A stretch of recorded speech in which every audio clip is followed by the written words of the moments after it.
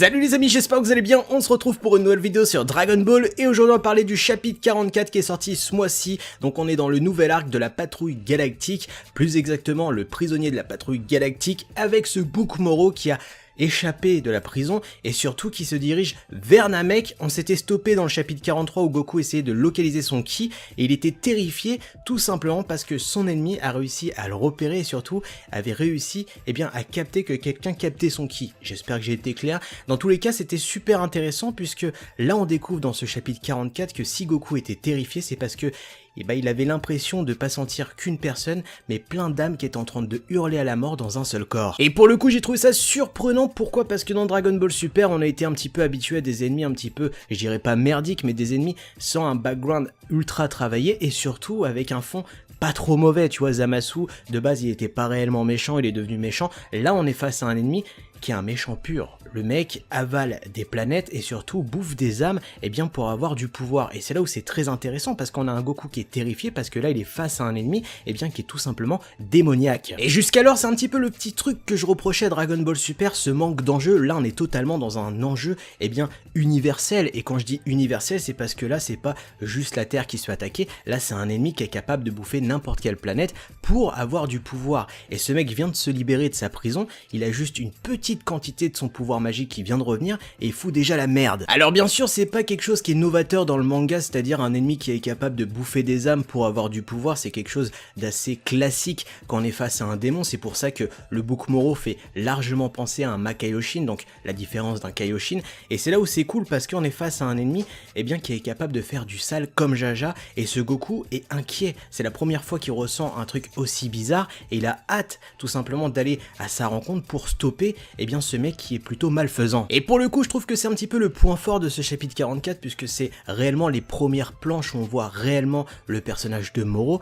et quand on le voit t'es forcément inquiet. Pourquoi? Parce qu'il a ce regard un petit peu malaisant qui te fout mal à l'aise et surtout tu sens qu'il est foncièrement mauvais, et c'est ça qui est bon parce que on sait qu'il a été terré comme un lapin dans une prison pendant 10 millions d'années. Le gars veut reprendre sa revanche mais surtout récupérer des pouvoirs qu'il a perdus. Alors son vœu pour les Dragon Ball a l'air un petit peu cramé pour l'instant, soit retrouver une seconde jeunesse, soit récupérer tous les pouvoirs qu'il a perdus, mais dans tous les cas, il est en direction de Namek. Le seul petit bémol que je mets à ce chapitre 44, c'est que j'ai pas très bien compris comment ils arrivent à se diriger sur Namek. Est-ce que c'est parce que, Moro a réussi à localiser les Namek par ses pouvoirs magiques? Donc là, ça paraît assez cohérent parce que je vous rappelle que normalement, cette nouvelle planète Namek, a été isolée de tout, mais surtout, personne ne connaît sa localisation pour que les Namek vivent en paix. On sait que l'ancien sbire de Freezer a conté l'histoire des Dragon Ball à Moro, peut-être que ça a permis à Moro de localiser le peuple Namek, et c'est pour ça qu'ils sont en direction de Namek, c'est ce qui paraît le plus cohérent. Et Goku va direct capter qu'il connaît cette direction et surtout qu'il se rappelle que c'est la nouvelle Namek qui est par là-bas, et il va demander à Vegeta de lui tenir la main et tout simplement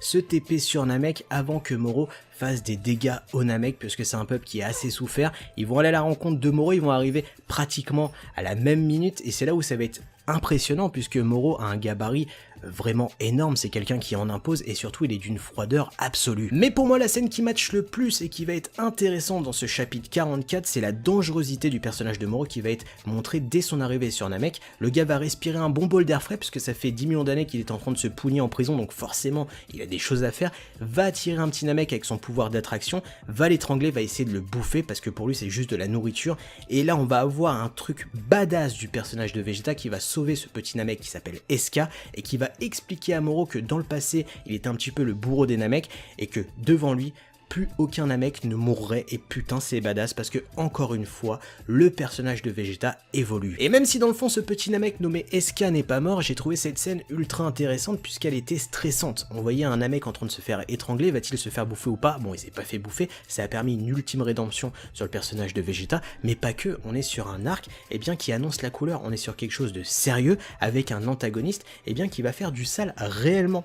On n'est pas sur oh là là faut se taper, je suis pas réellement méchant. Là on est sur quelqu'un qui veut un petit peu détruire l'univers parce que c'est sa source de vie, mais surtout sa source de pouvoir. Une autre chose qu'on peut pas enlever à Dragon Ball Super, c'est tout simplement le rachat des péchés de Vegeta, et qu'est-ce que c'est beau parce que putain le personnage de Vegeta n'a jamais autant évolué avec Dragon Ball Super, et c'est à en creuser un fossé entre lui et Goku puisque Goku a l'air de passer au second plan maintenant avec un Vegeta qui a l'air de prendre de plus en plus de matchs, mais surtout, eh bien, de prestance. Et c'est ça qui est intéressant parce que c'est pas pour dire Team Goku, Team Vegeta, mais je trouve que l'évolution de Vegeta dans Dragon Ball Super est mieux axée que celle de Goku. Et d'ailleurs dans ce chapitre, c'est Vegeta qui va partir au casse-pipe, qui va se jeter dans la gueule du bouc, et ça va être intéressant puisqu'on va découvrir plus ou moins ce pouvoir d'attraction de Moro qui va un petit peu jouer avec Vegeta comme si c'était sa marionnette, il va le jeter par-ci, jeter par-là, jeter là dans lui et ça fait un escargot tout chaud.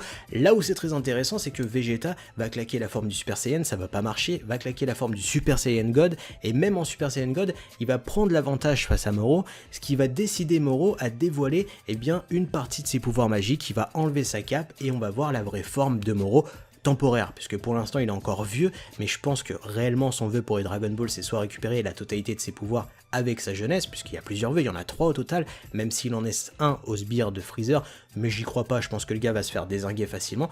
Ce combat était plutôt intéressant puisqu'on avait la rage de vaincre de Vegeta, et surtout ce Vegeta qui encore une fois pousse un ennemi dans ses derniers retranchements pour qu'il montre ses vrais pouvoirs actuels, et c'est là où ça va être intéressant puisque reste à voir comment ça va se décanter par la suite. Est-ce que Vegeta va se faire déglinguer, est-ce que Goku va se faire déglinguer, est-ce que Moro va réussir à réaliser les vœux au Dragon Ball, ce qui va forcément eh bien, donner un échec à Goku et Vegeta, à voir la continuité de l'arc. Dans tous les cas, j'ai kiffé ce pouvoir de télépathie de Moro, d'attraction. Dites-moi ce que vous avez pensé du chapitre en commentaire, likez, partagez, abonnez-vous à la chaîne YouTube. Sur ce, moi je vous laisse, tchuss!